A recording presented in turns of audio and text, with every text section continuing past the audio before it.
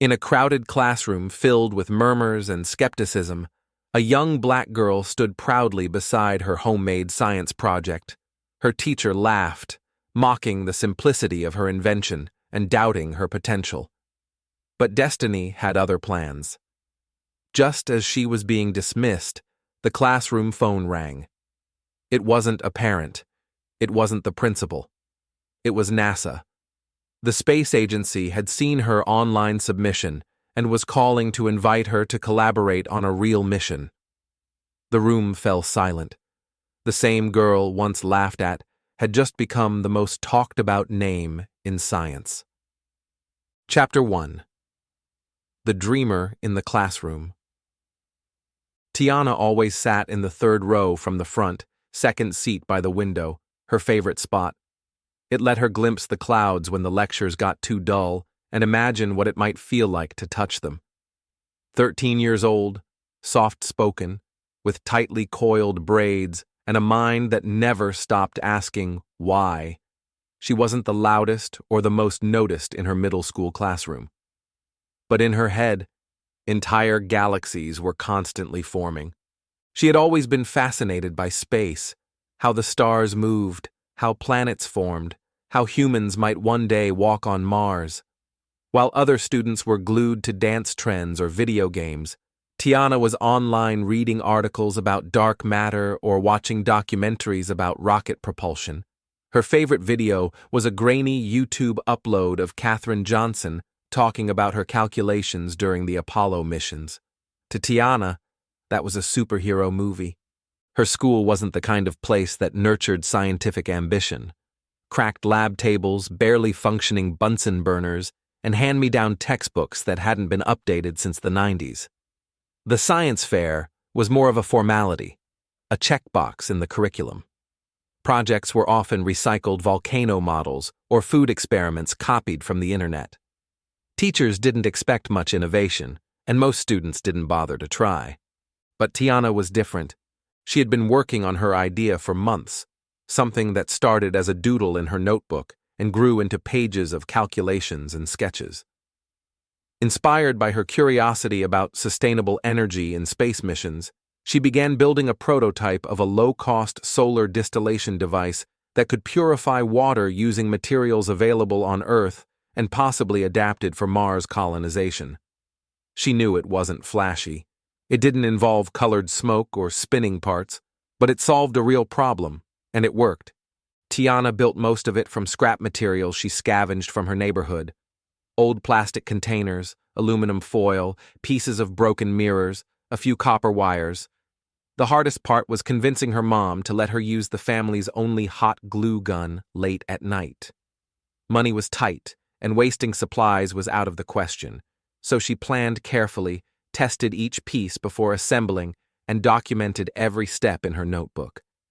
Her mother supported her dream in the only way she could, by making space on the small kitchen table each evening and ensuring she had time to focus. They didn't have a computer at home, so Tiana used the library's internet after school, printing pages of articles and diagrams to take home. Every setback, leaks in the tubing, fogging on the condensation chamber, heat loss, was a lesson, and she treated each one with the seriousness of a NASA engineer under pressure. What Tiana didn't have was validation. At school, no one really noticed her project taking shape. She worked on it during free periods and lunch breaks, head down, careful not to draw attention. The science teacher, Mr. Kessler, rarely looked twice. He was used to low-effort projects and often handed out grades based on participation rather than merit. To him, Tiana was just another quiet student who would probably show up with a poster and a small model. No reason to expect anything special. Other students didn't get it either. Some thought she was trying too hard, and a few made fun of the way she carried her project pieces in a reused shopping bag. But Tiana didn't care. Her eyes were fixed on the problem, on the math, on making the water droplets collect faster, cleaner. She was chasing an idea, not approval. Still, there was a flicker of doubt that sometimes crept in, those moments when she overheard classmates whisper, or when the teacher glanced past her with indifference. She knew the odds were against her. She didn't have a fancy trifold board or a flashy name for her project. She didn't have a mentor, just pages of scribbles, trial and error results, and a deep belief that what she built mattered. As the science fair approached, Tiana double-checked every connection in her setup. Her hands trembled slightly, not from fear, but from hope. This wasn't just a school assignment to her. It was a chance to be seen. Not just as a black girl in a forgotten classroom, but as a thinker, a builder, a scientist. And she wasn't going to let anyone, teacher or otherwise, diminish that. Chapter 2. The Mockery. Presentation day arrived with the usual hum of chaos in the school's multi-purpose room, transformed, at least in theory, into a science exhibition. Tables lined the perimeter, each marked with colorful signs and hand-lettered project titles. Most students had slapped together last-minute displays, baking soda volcanoes. Does music affect plant growth? Posters and the occasional Jell-O in a microwave demonstration. Teachers wandered around with clipboards, making light remarks and checking off boxes more out of obligation than genuine interest. Tiana stood quietly by her project table, her materials carefully arranged, her notes organized, her experiments set up just the way she had practiced. Unlike most of the other students, her work wasn't about spectacle. It was about solving a problem. The device she built didn't erupt or flash lights. It distilled water slowly and methodically, using nothing but solar energy and scavenged materials. It was humble in appearance, plastic, foil, glass, but its function was grounded in real science. Mr. Kessler made his way around the room, clipboard in hand, pausing at each table just long enough to murmur something generic. He complimented a student's creative use of food dye, chuckled at a project titled, "Do Dogs Prefer Classical or Hip-Hop?" and offered forced encouragement to others. But when he reached Tiana's station, his tone noticeably shifted. He glanced at the device, barely registering its components. His eyes scanned the handwritten labels and technical explanations as if they were excessive, unnecessary. Without even pretending to understand what it did, he raised an eyebrow and smiled, not the kind of smile that shows pride, but the kind that conceals dismissal. "Interesting," he said, drawing out the word with the kind of inflection reserved for something odd or naive. "What exactly is this supposed to be?" Tiana began to explain. She described how the apparatus collected solar heat, how it converted that energy into steam, how the condensation chamber collected purified water. She referenced data she had recorded, temperature changes, evaporation rates, yield per hour. She used terms like sustainability, resource scarcity, and planetary colonization potential. But Mr. Kessler wasn't listening, or if he was only listening for ways to discredit her. "I see," he said, his smile tightening. "So, this is meant to work on Mars? That's quite ambitious." A few students nearby giggled. Others turned to see what was going on. The mocking energy rippled outward. "She thinks NASA's gonna use that?" one boy whispered, loud enough to be heard. Another smirked, nudging his friend. "Looks like a science project from a recycling bin." Mr. Kessler didn't correct them. He didn't quiet the laughter or defend the effort. Instead, he made a small theatrical gesture, tilting his head, squinting at the prototype, as if trying to locate the hidden brilliance but finding none. "Well," he said, pausing dramatically, "sometimes simpler is better. Not every project has to reinvent the wheel." Tiana stood silently, her hands clasped tightly behind her back, her eyes fixed on the table. She knew the mockery wasn't overt, but it was pointed. It was the kind of ridicule masked as politeness, soft enough to avoid confrontation, sharp enough to wound. She felt the dismissive tone more than the words themselves. Her project was reduced to a curiosity, her effort dismissed as overreach, and her presence, standing confidently beside something she had built from scratch, had become an invitation for subtle humiliation. She wasn't angry. She was used to being underestimated. She had seen how people spoke differently to students who fit the image of gifted. How the white boy with a disorganized model got praise for creativity while she was questioned for clarity. How potential was a word used selectively, carefully, unequally. The rest of the presentations continued, but the energy around her table never recovered. Students walked by quickly, some throwing glances laced with amusement, others simply ignoring her station altogether. Mr. Kessler didn't return with any follow-up questions. He moved on, clipboard scribbled with half-hearted notes, never realizing the depth of what he had just dismissed. Tiana didn't expect applause, but she had hoped for fairness, a moment of recognition, a genuine attempt to understand what she had built. Instead, she got a room full of snickers and a teacher who judged her work with the kind of casual condescension reserved for those who didn't believe brilliance could come from a girl like her. And yet, beneath the silence that followed, something remained unshaken: her conviction. Even if no one else saw it, she knew what she had created mattered. The mockery had pierced the moment, but not the mission. Chapter 3: The Turning Point. The morning after the science fair, the school returned to its usual rhythm: lectures, bell schedules, and the dull murmur of hallway chatter. For most students, the event was already forgotten.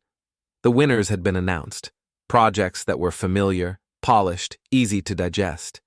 Tiana's name hadn't appeared on any list. Her device was never mentioned. Mr. Kessler had filed his notes and moved on. But Tiana hadn't forgotten. Neither had someone else. The email had been sent days earlier. Buried beneath dozens of automated submissions to a national youth STEM challenge, her entry had caught the attention of someone at NASA's Early Talent Identification Program. Not because it was flashy or professionally filmed or backed by a well-funded school, but because the design addressed a real, unsolved challenge: how to create affordable, sustainable water purification for extended missions on Mars, using only materials that might be repurposed or salvaged. Her sketches were scanned with pencil smudges still visible. Her calculations were raw but accurate. Her prototype lacked polish, but its logic was sound, and her notes revealed a kind of thinking that was rare even in graduate-level submissions. There was authenticity, ingenuity, and clarity of vision. NASA's outreach team had been quietly expanding its community engagement. They weren't just looking for students from elite academies or national competitions. They wanted minds that worked differently, especially underrepresented talent, especially those who solved real problems with almost nothing. A program officer, Dr. Leland Brooks, had flagged her submission late at night. By morning, he had forwarded it internally with the note, "We need to talk to this kid. ASAP." The school wasn't expecting any calls that day. Mr. Kessler was midway through a lecture on basic chemical reactions. Students were half listening, scrolling through their notebooks, staring at the clock. The classroom phone rang, a shrill interruption no one paid much attention to, until Mr. Kessler answered, and his expression changed. At first, confusion, then discomfort, then disbelief. The voice on the other end introduced themselves clearly: a representative from NASA's Youth Innovation Initiative. They were looking for Tiana, not the school, not the principal, not the science department, her, by name, by full name. They had reviewed her project submission and wanted to speak directly with her, today. Mr. Kessler asked the caller to repeat themselves. The class grew quiet as he repeated the name he'd just heard.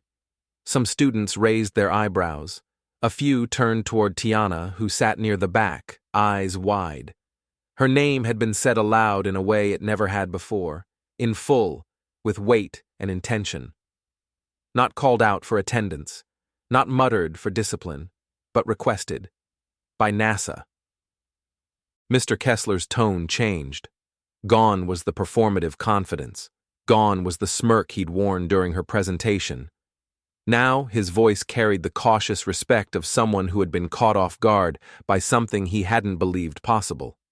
He asked the caller to hold, then glanced across the room at Tiana. Slowly, he told her to gather her things and head to the main office. They were waiting for her. Students stared, stunned into silence. Some looked at each other for context, unsure if this was real. A few began whispering about the project, about the phone call, about what they might have missed. The same girl they had laughed at now had something they didn't understand, something that couldn't be dismissed so easily. Whispers turned into questions. How did NASA get her name? What did she submit? Why her? Mr. Kessler didn't have answers, not because he was withholding them, but because he genuinely hadn't asked the right questions before. He had never taken the time to see her work for what it was. Now, in the middle of a lesson about basic reactions, he stood there reacting to a disruption far greater than anything in his textbook. The tone of the room had shifted, permanently. In the space of a few minutes, the hierarchy had inverted. The girl with the hand-built prototype, the one dismissed as ambitious to a fault, had just become the only student in the school with a direct line to one of the most prestigious scientific organizations in the world. And for the first time, everyone else, including the teacher, was suddenly aware that they hadn't been paying close enough attention. Chapter 4. Flashback to her submission. Tiana had discovered the NASA STEM challenge by accident. It wasn't posted on her school bulletin board or shared by her teachers. Instead, she found it late one evening at the public library, sitting at one of the old computers with a sticky keyboard and a time limit of 45 minutes per session. She had typed in a simple search: student science competitions for space ideas. Buried among dozens of links for elite prep school contests and regional expos was a smaller listing titled NASA Youth Innovation Program, Open Call for Low-Cost Solutions. The submission criteria seemed impossible at first. It required a project overview, a clear explanation of the scientific process, a problem-solution breakdown, and visual documentation of the prototype. Tiana read it 3 times. Most students would have dismissed it right there, especially without a lab, mentor, or professional equipment. But to her, it didn't feel intimidating. It felt like an invitation, one that didn't ask for credentials, just creativity and courage. She began by creating a simple outline in her notebook. She broke down her process into clear stages, identifying the problem of water scarcity on Mars, researching the limits of traditional purification methods, and justifying why a solar-based distillation model could work in environments with limited infrastructure. Her sketches weren't digital. They were done by hand, annotated in pencil, and sometimes redrawn to correct the angles. Her data logs were created using lined notebook paper where she recorded daily tests, measurements, and environmental conditions. After working for weeks on building the prototype itself, the submission became another project entirely. She had to figure out how to upload images without a phone or camera. Eventually, she borrowed her cousin's old Android and took pictures of the model from multiple angles, carefully ensuring each component was labeled with masking tape and handwritten tags.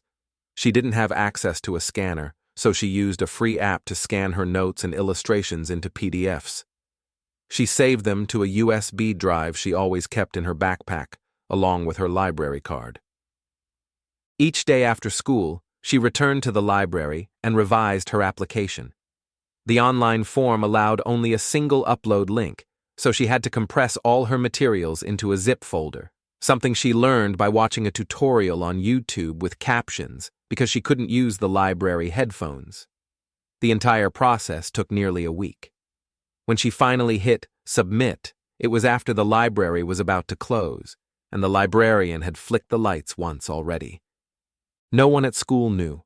Not her classmates, not her science teacher, not even the guidance counselor who spent more time discussing test scores than talents. She didn't tell her mother until after she had submitted. It wasn't that she was afraid of failing. It was that she didn't want to be talked out of trying. She had heard the well-meaning warnings before. Don't get your hopes up. These things are hard to win. They usually pick kids from fancy schools. She understood why people said those things, but she didn't want those words to shape her effort. For her, the submission wasn't about recognition. It was about legitimacy. It was about seeing if the thing she had built with her own hands and mind had value in a world that often overlooked girls like her. Submitting was an act of defiance against low expectations, against invisibility, against the assumption that genius had a look or an address. She pressed that submit button, not with the confidence of being chosen, but with the certainty that her idea mattered whether anyone noticed or not. After sending it in, she returned to her regular routine: school, homework, helping her mom with chores, testing her prototype in the evenings. The science fair approached, and she focused on preparing for it like it was her only outlet. Days passed, weeks. She received no confirmation email, no response, just a message on the screen that her submission had been received. But somewhere in a database of hundreds, maybe thousands of entries, her project had waited, and someone, somewhere at NASA, had opened the folder, read her notes, studied her calculations, and seen what no one else at her school had seen: a real solution, a real mind, a real scientist. Chapter 5. From Laughter to Applause. News spread fast in a school built on routine.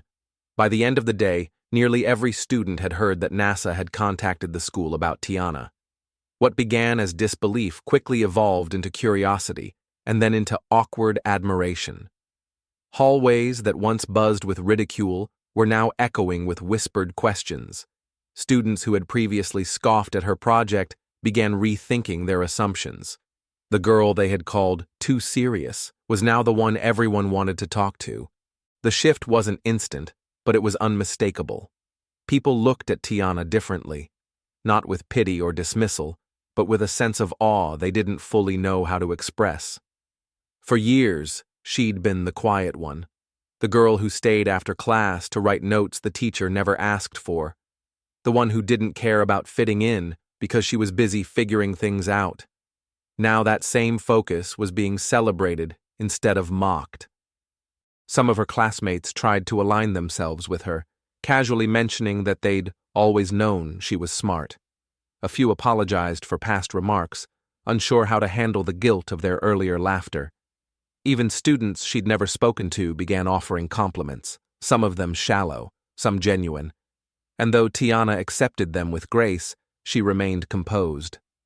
Her demeanor hadn't changed. She hadn't done this for validation. The teachers, too, were affected. Mr. Kessler, who had once dismissed her project as ambitious, now spoke of her achievement with pride he hadn't earned. He referenced her work in later lessons, citing it as an example of real-world application and innovation.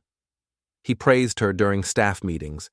He even placed photos of her prototype on the class bulletin board, a place once reserved for cookie-cutter posters and test scores.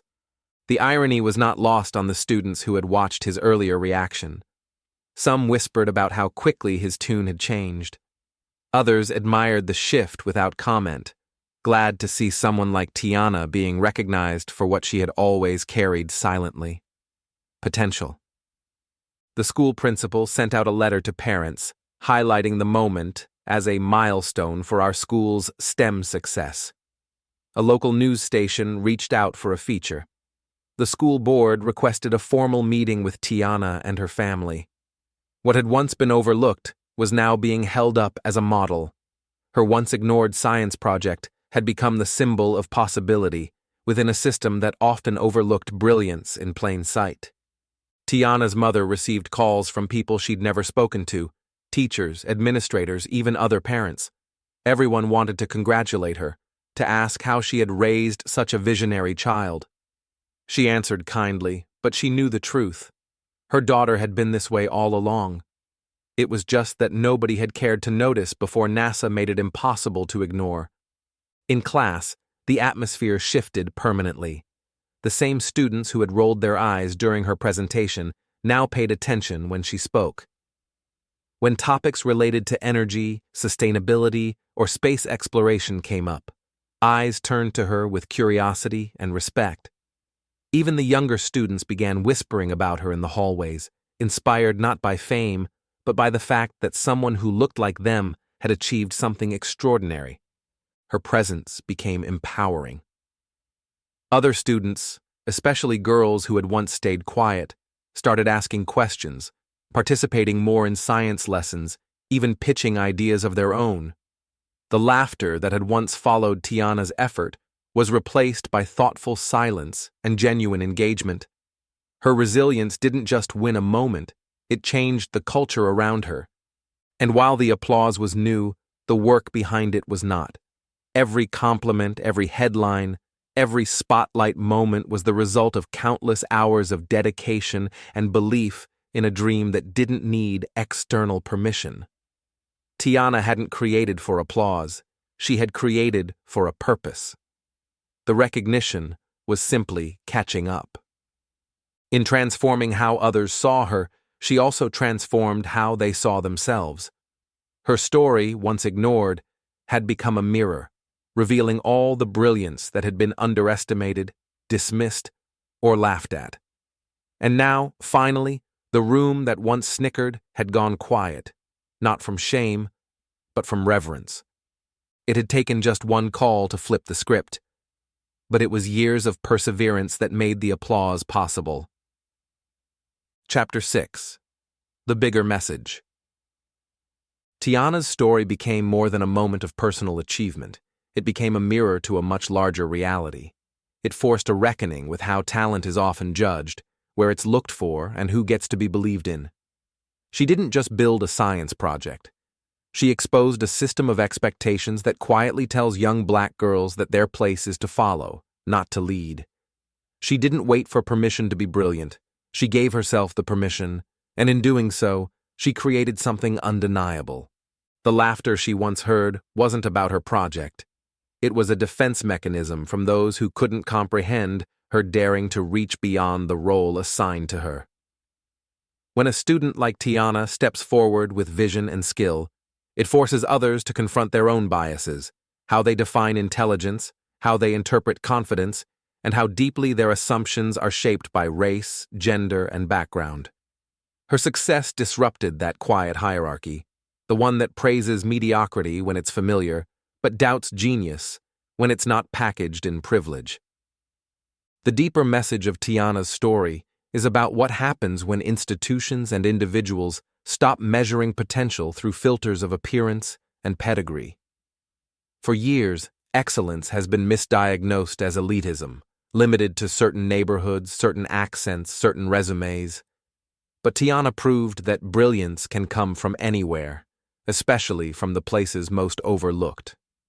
She didn't have a STEM club, a private tutor, or a mentor from a prestigious university. What she had was hunger, vision, and grit. And that was enough. Her story isn't unique because of the NASA call. It's unique because she persisted without ever being told she had a shot. She worked in silence, without an audience, without affirmation, without a blueprint. That kind of perseverance is rare, not because it's unnatural, but because it's often unsustainable in the absence of recognition. Many young people give up not due to lack of ability, but because no one ever told them they mattered. Tiana's success serves as a reminder that validation, while powerful, should not be the entry fee to possibility. Educators, too, were challenged by her journey. It illuminated the quiet harm of low expectations, the damage done when a student's potential is judged by their behavior, their accent, their silence, or how well they fit in. Great teachers are not those who expect genius to be obvious. Great teachers are those who look for it where it's been buried. Her story asked every classroom leader a simple but uncomfortable question. What brilliance have you ignored today? For students watching, especially those who felt dismissed or underestimated, Tiana became more than a peer. She became a symbol. She showed that you don't need to be loud to be powerful, that you don't need approval to make an impact, and that the world is waiting for ideas no one else can see yet, ideas that may be brewing in bedrooms, libraries, and crowded kitchens. Her quiet resilience cracked open a space for others to dream boldly, even when no one is watching. There's also a message here about race, not as a backdrop, but as a lens through which talent is too often distorted. Tiana's success challenged the narrative that innovation is colorblind when, in practice, access and opportunity are not. Her achievement wasn't just about proving her individual worth, it was about expanding the image of what a scientist looks like. She redefined the frame, and in doing so, she gave voice to every young person who has ever been told, directly or indirectly, that their dreams are unrealistic simply because of who they are. At the core of it all is a truth that refuses to be quieted. Greatness doesn't need permission. It doesn't wait for validation. It doesn't ask if it's welcome. It grows in unlikely places, under pressure, often unnoticed, until it can no longer be ignored. Tiana's story is a testament to what's possible when belief is stronger than doubt, and when someone chooses to keep building, even in the absence of applause. She didn't just answer a call from NASA. She answered a question every young dreamer carries: do I matter? And her story replied for all of them, yes, loudly, unapologetically, and without needing anyone's permission to shine. Thanks for watching.